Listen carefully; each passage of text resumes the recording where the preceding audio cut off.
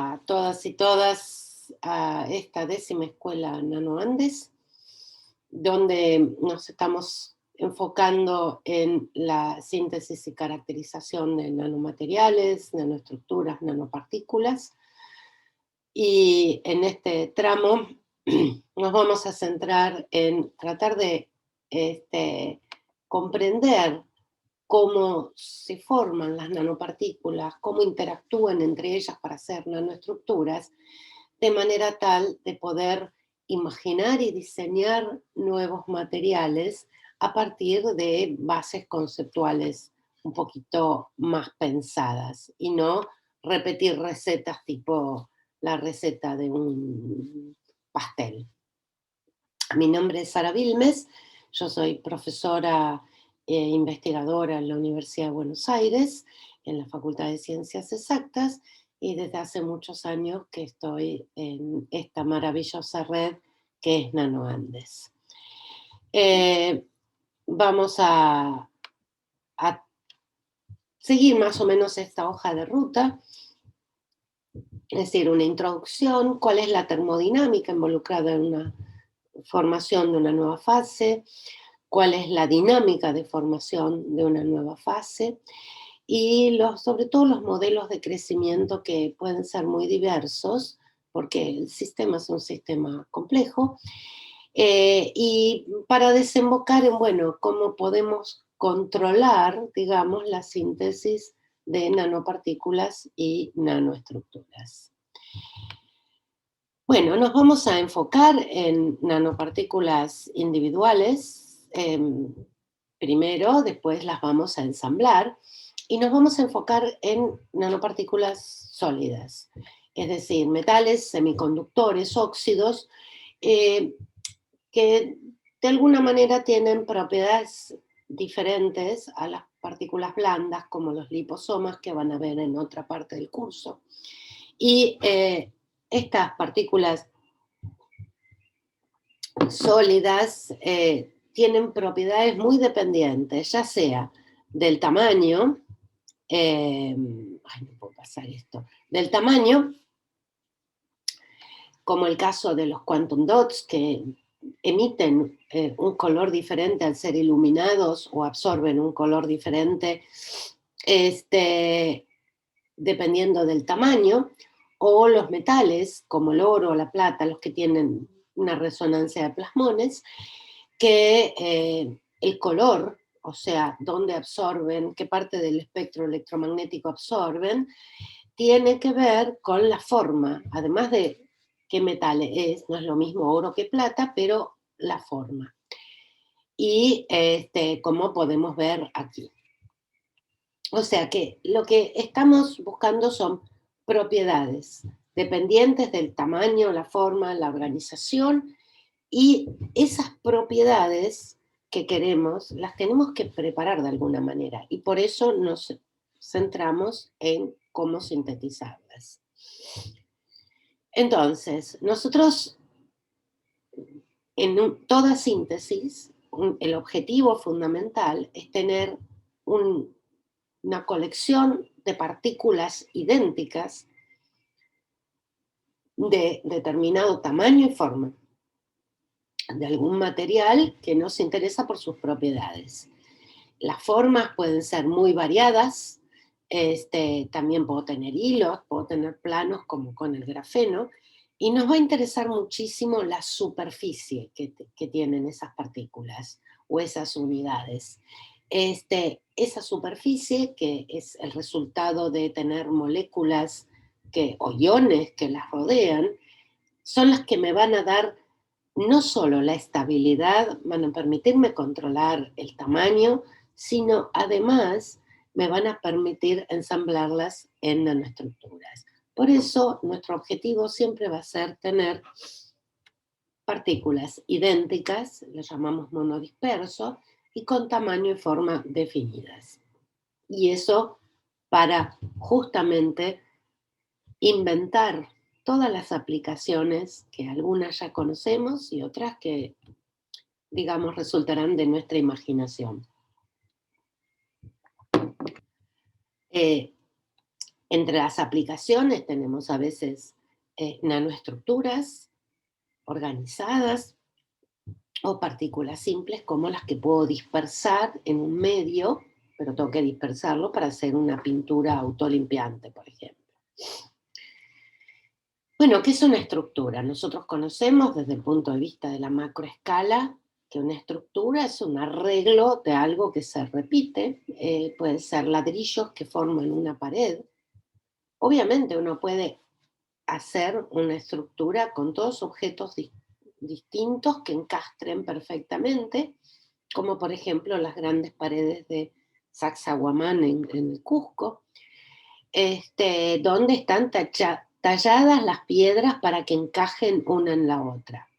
Es mucho más práctico tener digamos, un camión de ladrillos y construir la pared directamente. También puedo tener un ensamblado de burbujas.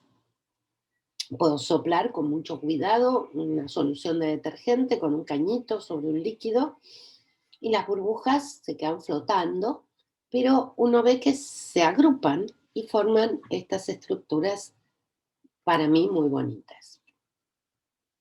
En la microescala tenemos en la naturaleza un montón de estructuras muy fascinantes. Son las que le dan color a las alas de las mariposas o a ciertos insectos, que son estructuras en la escala micrométrica, o sea, por encima de los 100 nanómetros, arreglos de moléculas, polímeros, de unidades que provocan estos colores y que los humanos repetimos, tratamos de repetir cuando diseñamos cristales fotónicos.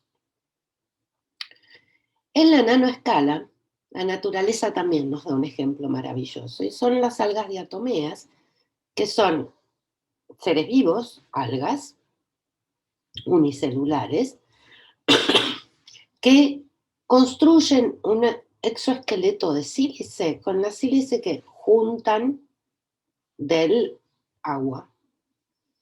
¿Por qué lo hacen? No sabemos, probablemente para defenderse, pero ese exoesqueleto tiene una estructura maravillosa de sistemas ordenados, bien distribuidos en el espacio, que les permite tener, por ejemplo, un intercambio con el medio. Desde el punto de vista de lo puramente antropocéntrico, los metamateriales son un invento fantástico. Son materiales que tienen, para decirlo simplísticamente, un índice de refracción negativo. Y ese índice de refracción negativo le da propiedades, satisface las ecuaciones de Maxwell y puedo tener cosas invisibles, no sé, un montón de propiedades que no nos habíamos imaginado. Y el desafío es construirlos. Y si bien se han hecho algunos avances, todavía no se ha hecho el traje invisible, que nos haga invisibles, pero sí tenemos algunas estructuras que son ya promisorias, sobre todo en el infrarrojo. En definitiva, nosotros nos vamos a centrar en nuestras partículas, teniendo en cuenta la superficie, y con eso vamos a construir sistemas. Y lo que estamos haciendo es química. Es decir, estamos construyendo a partir de átomos y de moléculas. Estos métodos tienen muchas ventajas. Si bien no son tan sutiles como los métodos que hago en ultra alto vacío o por plasma, son escalables industrialmente.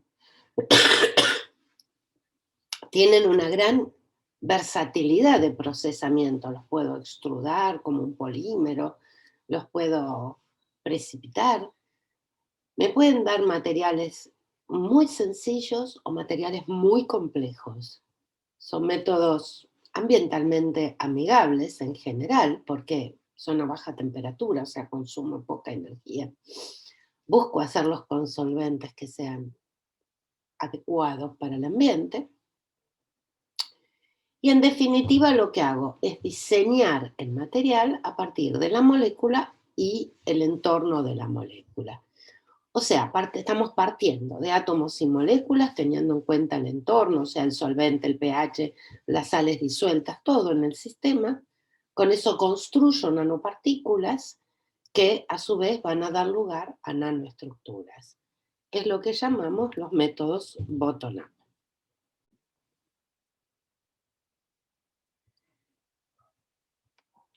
En definitiva, lo que vamos a querer es jugar a los Legos. Y ese juego de Legos es tener un núcleo que va a tener sus propiedades, un ladrillo, con su funcionalización, y esto es lo que me va a permitir, esta función acá, hacer un ensamblado primario. Y este ensamblado primario, a su vez, lo voy a poder encastrar con otros. Eso es lo que pasa cuando tenemos nanopartículas, por ejemplo, de oro o de seleniuro de cadmio, que tienen funciones pegadas alrededor, que van a estar dadas por la estructura de las moléculas que las rodean, que están ancladas en la partícula. Y eso, a través de una química de interacciones, lo que me va a dar es una nanoestructura. Entonces, nosotros lo que queremos es tener una caja de herramientas conceptual que me permita ver cómo se forma una nueva fase, entender los mecanismos de nucleación y de crecimiento, de manera tal de poder imaginar nuevas síntesis. El análisis que vamos a hacer es un análisis muy general, muy físico-química general, no se asusten, no voy a poner muchas ecuaciones, pero que es un análisis que nos sirve para entender desde la formación de gotas de lluvia, la formación de geles de polímeros y la formación de copos de nieve. Por ejemplo, este es un problema, digamos que durante muchos años se ha trabajado por qué en ciertas condiciones de humedad y de temperatura los copos de nieve tienen formas de dendritas y en otras son como unos palitos. Y bueno, es un problema de cómo se forman los núcleos y cómo crecen sobre esos núcleos el hielo, ¿sí? Los copos de nieve se forman a partir de vapor de agua, no es congelar agua como hacemos cuando preparamos cubos de hielo, sino es el vapor de agua que pasa a fase sólida. ¿Cómo pasa? ¿Con qué velocidad? ¿Cómo se crecen? Eso es lo que da todas estas formas.